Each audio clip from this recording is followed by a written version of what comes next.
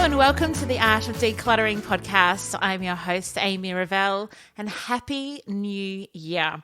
Welcome to 2024, the year of decluttering. Did you know it's the official year of decluttering? I mean, in my world, it is. And I invite you to join me in the year of decluttering. I wonder what your year could look like if you set aside the year of decluttering just to simplify and live intentionally and purchase less and cull some things that you don't need. But that join me if you want. But I want to just let you know that if your house is feeling a little bit full, a little bit cluttered, a little bit chaotic, a little bit disorganized, a little bit stressful, that's completely normal to start on the 1st of January and be feeling that, because you've probably had a week, or maybe you've been celebrating since before Christmas, of Christmas parties and presents and food and extra things coming into your home, and that is completely normal.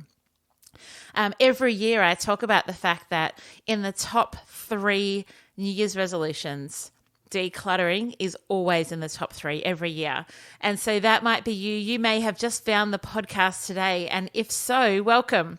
I've got about 400 odd episodes that you can go back to and listen to at any point that you like. You can go back and listen based on rooms or how you're feeling or some hurdles that you're facing with your decluttering. But every Monday, I'm here to talk about decluttering. Sometimes it's just me. Sometimes I have a guest with me. And today is no different. We're going to talk a little bit today about incoming things into your home. And so what I expect is you will have had a lot of incoming over the last couple of weeks.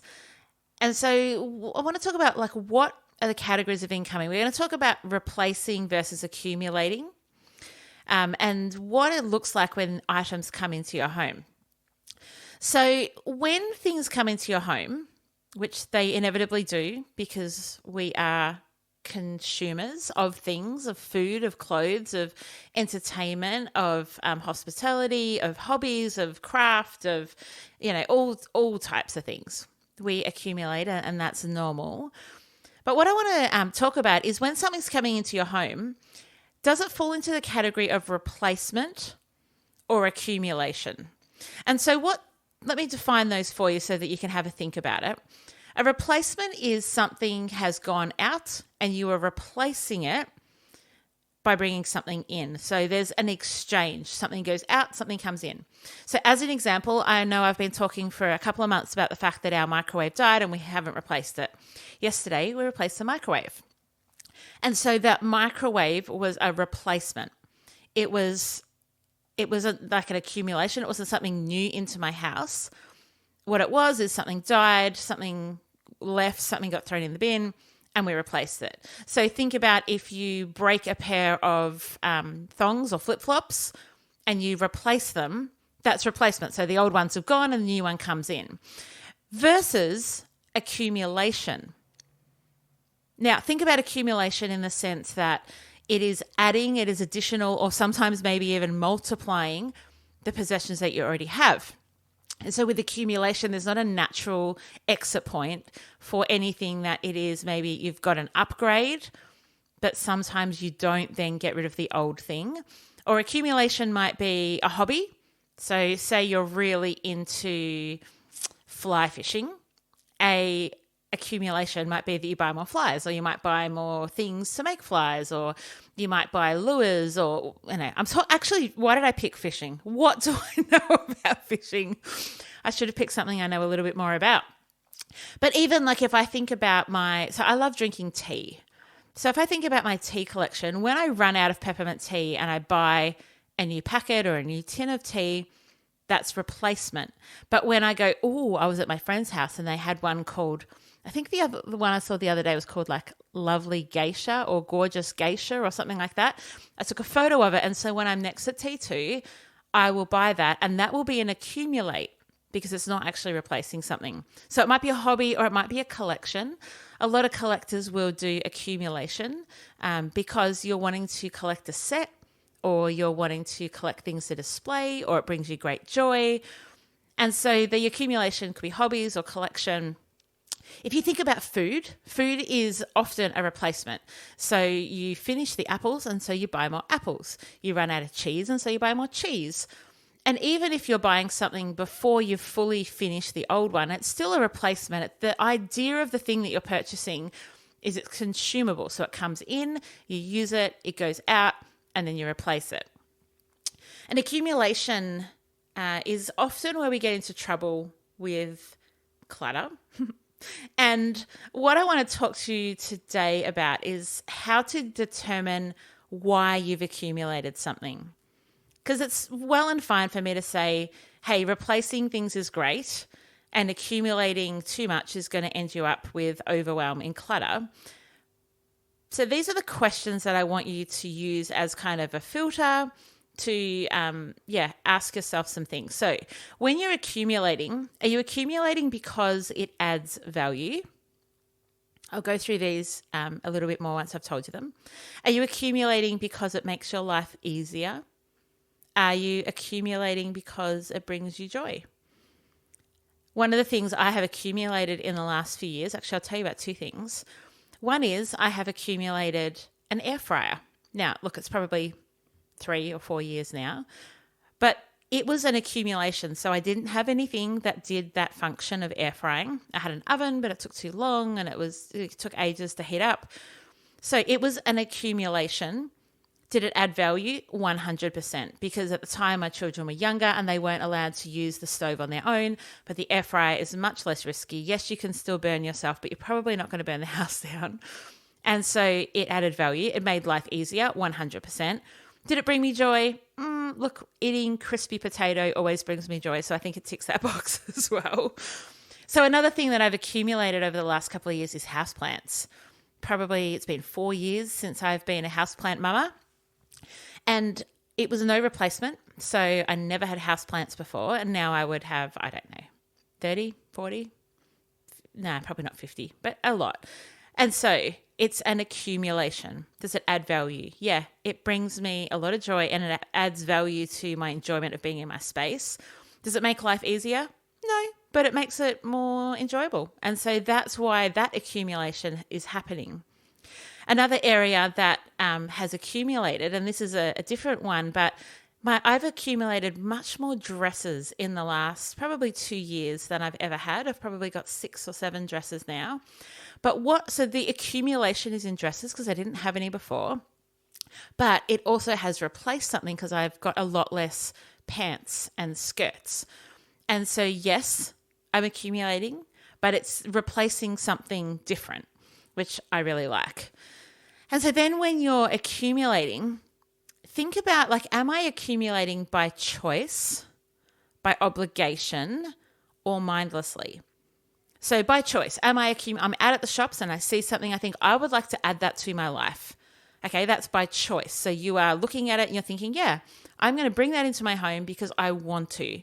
And there may not be something that needs to go out, but I'm going to bring it in by choice. Now, obligation. Let's talk obligation because there are so many things in all of our houses that have arrived there by obligation in the last couple of weeks. It might be a KK present that you don't actually love or use or need or have any desire to keep. It might be obligation that someone's bought your kids either a stack of presents or maybe presents that is not really what you would choose to have in your home. Maybe it's that someone that you love gave you something and you're keeping something by obligation. So you're keeping it because somebody else made the decision that you were going to acquire it. Now you have the choice. You can keep it or you can donate it or you can re-gift it or you can sell it or you can do whatever you like with it. But really it came into your house by obligation. And the other one is around mindlessly purchasing. And look, I'm not a massive mindless purchaser. Sometimes if I've got insomnia, I can fall victim to a shiny Instagram ad and do a little bit of nighttime scroll doom buying. But mostly what we want to do in our homes is have things come in by choice. We want to reduce the things coming in by obligation. We want to reduce the things coming in mindlessly. And we want to bring in things by choice. So now I'm working back. We want it to be by choice. And then we want it to add value or bring joy or make life easier. So it's ticking those boxes. And are we accumulating it for a hobby? Are we accumulating it to use? Are we accumulating it for a collection? Why are we adding? And is it appropriate to actually use it to replace something? So are you buying more, let me think of an example, you're buying more cushions and it really is time for some of the old ones to go. Or you're buying new bedding and it's time for some old ones to go. Or you bought new bikes for the kids and even though you're tempted to keep the old ones, really it just needs to be a replacement, not an accumulation. And the benefits, so we've kind of gone through of like what category is it? Why do you have it? And, choice, obligation, or mindlessness. And we've worked our way back. And then what I really want to do is encourage you to think about, is there something I could declutter as a result of now having this item? So if I think about, okay, I bought a dress. Now, even though it may not be to replace something, is there something that I'm now probably not going to wear anymore because I now have this item? Am I realistically not going to use a hair straightener if I've just got a Fandangle, Dyson, straighter, curler, defrizzer, all of that? I clearly don't use a hairdryer. Again, I'm picking weird examples today because I don't use a hairdryer. But with the thing that you buy, is there in your mind something that can be decluttered as a result? And so that's my challenge for you. Are you replacing something or are you accumulating something? And if you are accumulating, make it intentional, be wise about it, and also then question, can you turn an accumulation into a replacement in a different category maybe? So I hope that's really helpful. I hope that helps you to start out the year with that in mind. I was talking to Sol, who's my assistant, and she lives in the Philippines, and we were chatting this week. And she was saying that it's a big tradition and a cultural thing in the Philippines that between Christmas and New Year, you clean your house top to bottom, you declutter, you get rid of things, and you start the year fresh.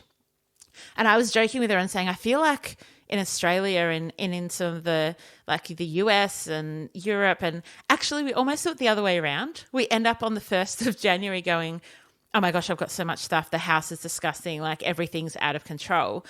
So I'm going to encourage you from today, turn over a new leaf, start a new way of living in your home. Declutter, declutter, declutter. You can clean better when you've decluttered. You can think better. You can be more creative. You can cook better. You can enjoy and be hospitable and do all the things. And so that's my challenge for you. This year can be the year of decluttering and a year of being intentional in how we accumulate. Thank you for being with me today. I really look forward to speaking to you again soon. And until then, enjoy the freedom. I would like to acknowledge the Wurundjeri people who are the traditional custodians of the land this podcast is recorded on.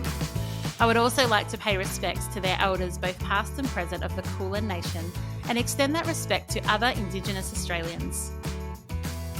Thank you so much for joining me today. If you enjoyed today's episode, I would love you to rate and review the show on your podcast app. That will help others to find the Art of Decluttering podcast as well. If you'd like any more information, you can visit theartofdecluttering.com.au, and I would love to see you in my Facebook group. Just search the Art of Decluttering community on Facebook and join today. I hope that you have an incredible rest of your day and enjoy the freedom.